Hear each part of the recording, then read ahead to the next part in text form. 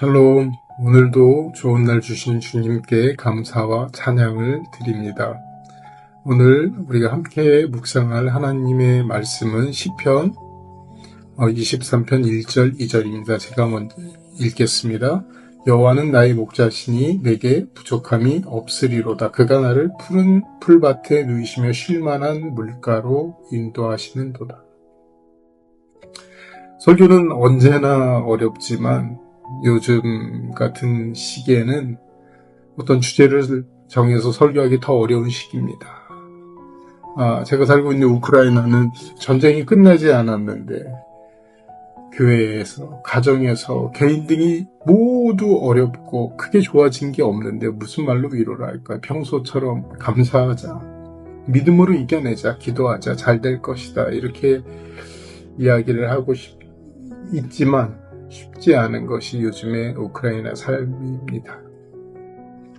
제가 20년째 우크라이나에 살고 있는데요. 2014년에 한 번 전쟁을 경험했고 이번 2022년에 또 두 번째 전쟁을 경험했습니다. 한 번도 경험하기 힘든 이 전쟁, 이 괴물을 만났는데 이 괴물이 지금 4년째 떠나가지 않고 있습니다. 이 괴물은 가족을 잃게 만들고 일터를 잃게 만들고 건강을 해치고 돈, 관계, 사람들의 마음을 병들고 아프고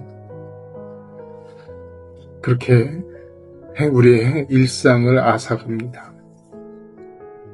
이런 고난 가운데 오늘 시편 23편을 통해서 우리는 어떻게 살아가야 되는지, 우리가 또 해야 될 일은 무엇인지 한번 생각해 보기를 원합니다.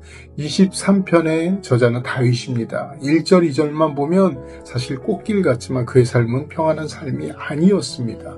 4절, 정말 사망의 음침한 골짜기까지 내려갔던 게 다윗입니다. 그리고 원수들이 다윗을 죽이려고 얼마나 그렇게 노력을 했습니까? 아둘람 굴로 피했고요. 심지어는 아들 압살롬의 반란도 있었고요. 본인이 우리아의 아내 밧세바와 저지른 그 간음죄 때문에 아들이 죽는 그런 고통을 당하기도 했습니다. 많은 크리스찬 성도들이 교회 다니고 예수님 만나고 믿으면 평탄한 삶과 안정을 기대하긴 하지만 우리는 이해가 안 될 정도로 힘들고 어려워서 정말 이렇게 원망할 때도 있는 것 같습니다. 근데 어찌 보면 교회 다니는 사람은 힘들게 많이 그런 모습이 있죠. 근데 교회 안 다녀도 힘들지 않을까? 요즘 우크라이나 사람들이 그래요. 교회 열심히 다니는데 많은 사람들 기도하는데 왜 전쟁을 멈춰주시지 않습니까?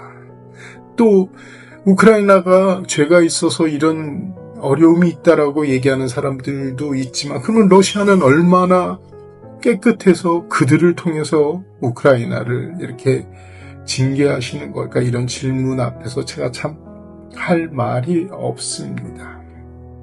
어쨌든 꽃길만 걸을 것 같은 그 다윗의 그런 어려움, 원수들에게 쫓기고 정말 상황의 그 음침한 골짜기 끝까지 갔던 그 다윗이 그런 어려움과 또 그 가운데 기쁨, 감사, 결론은 주님이 나의 목자임을 고백하고 있는 것입니다. 그리고 평생도록 그의 집에, 주님의 집에 거하겠다고 고백하는 것입니다. 다윗이 원수들에게 쫓겨들 때를 한번 생각해 보십시오. 지금처럼 전기나 조명, 어떤 불이 있었겠습니까? 길에서, 나무 밑에서 추위와 배고픔과 동물들의 위협 앞에서 편히 쉴 곳이 과연 어디 있었겠습니까? 얼마나 무섭고 힘들었을까요? 그러나 다윗은 감사했고 주님의 약속을 믿었습니다. 우크라이나도 요즘 전기 부족 상황 때문에 그 어느 때보다도 춥고 힘든 시간을 보내고 있습니다. 그래도 이 본문을 보니까 제가 그런 생각이 들어요. 아무리 우크라이나가 힘들어도 다윗이 힘들었을 때 그때보다는 낫지 않을까. 저도 감사함으로 이겨내고 믿음으로 이겨낸다고 하지만 솔직히 드론과 로켓, 미사일의 위협이 무섭고 두렵습니다. 수시로 울리는 공습경보, 밤과 새벽에 들리는 드론과 포탄 터지는 소리가 무섭고 귀에 아직도 남아있습니다. 수많은 사람들이 왜 위험한데 우크라이나에 계속 지내냐고 물어봅니다. 이곳이 제 집입니다. 두 번째, 더 중요한 이유가 있습니다. 하나님이 보내셨기 때문입니다. 그리고 이곳에 하나님을 모르고 또 우리가 위로하고 전도할 사람들이 있기 때문입니다. 우크라이나 사람들과 동일하게 겪는 이 고난의 시간이 오히려 큰 은혜를 주고 또 더욱더 믿음을 강하게 하며 예전에 누렸던 일상의 모든 것들이 얼마나 감사한 일인지 깨닫게 됩니다. 주님이 우리의 길이고 빛이라는 약속은 사실 일회가 아니라 잠깐이 아니라 영원한 약속입니다. 시편 120장 4절에는 우리를 위해서 졸지도 않으시고 주무시지도 않으시고 낮에도 밤에도 계시며 기한이 있는 게 아니라 영원토록 지키시겠다고 약속을 하셨습니다. 저는 이 약속을 진심으로 믿고 이 믿음의 약속을 만나는 모든 사람에게 전합니다. 우리가 크리스찬으로서 이 땅으로 살아갈 때 이 믿음이 저와 여러분들이 가진 것들 중에 가장 큰 힘임을 알아야 됩니다. 그리고 주님을 모르는 사람들이 직접 경험할 수 있도록 도와주고 노력해야 됩니다. 전쟁이 4년이 되어 가는데 이제 정말 많은 사람들이 도왔지만 이제는 그들이 피로감을 호소하고 있으면 너무 길어져서 빨리 끝났으면 좋겠다고 합니다. 뉴스가 아무리 많지만 정확히 이 전쟁의 끝을 아는 사람은 아무도 없습니다.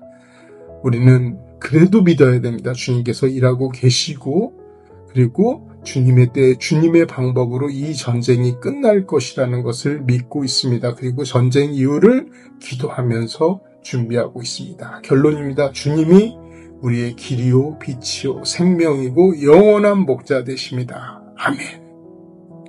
언제나 어디서나 무엇을 하든지 우리를 지켜주실 것이라는 믿음을 가지고 늘 승리하는 우리 모두가 되기를 주님의 이름으로 축원합니다. 기도하겠습니다. 주님, 다윗처럼 잘 될 때도 있고 또 못 될 때도 있습니다. 사람들은 다윗을 기억할 때 골리앗을 이긴 다윗만 생각하지만 다윗의 삶은 꽃길이 아니라 저 사망의 음침한 곳까지 내려간 굴곡 있는 삶이었습니다. 그러나 잘 될 때나 어려울 때나 그의 고백은 한결같습니다. 주님만이 나의 길이요 빛이요 생명이고 영원한 목자 되심을 고백합니다. 이 믿음으로 승리하는 우리가 되게 하여 주시옵소서. 이 믿음 어려울수록 더욱더 믿음으로 이 어려움을 이겨내는 우리 모두가 되게 하여 주시옵소서. 감사드리며 예수님의 이름으로 기도드립니다.